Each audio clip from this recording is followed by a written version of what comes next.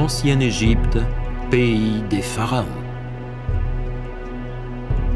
Il y a 3000 ans, c'était l'empire le plus puissant de toute la terre.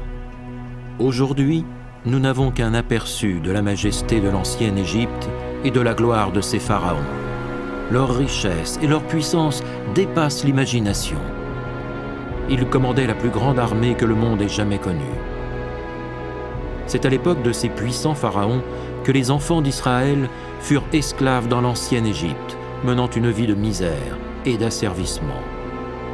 Même les plaies appelées par Moïse n'ont pas adouci le cœur de Pharaon et ne l'ont pas amené à libérer Israël.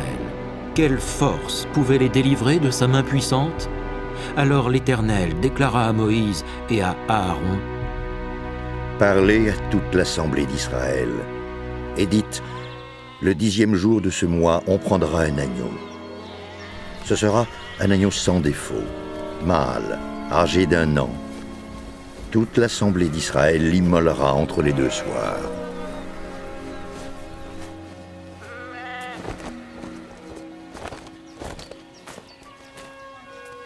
On prendra de son sang et on en mettra sur les 2 poteaux et sur le linteau de la porte des maisons où l'on mangera l'agneau.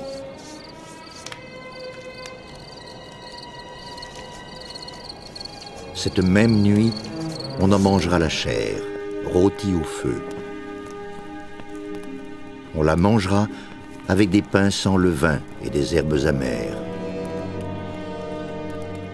Vous ne le mangerez point à demi cuit et bouilli dans l'eau, mais il sera rôti au feu.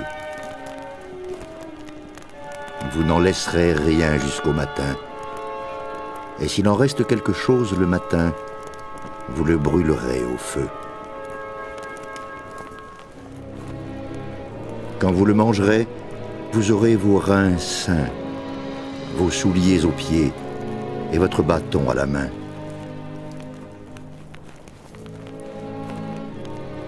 Et vous le mangerez à la hâte.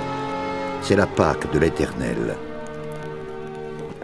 Cette nuit-là, je passerai dans le pays d'Égypte et je frapperai tous les premiers-nés du pays d'Égypte, depuis les hommes jusqu'aux animaux.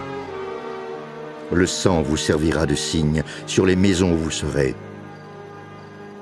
Je verrai le sang, et je passerai par-dessus vous, et il n'y aura point de plaie qui vous détruise quand je frapperai le pays d'Égypte.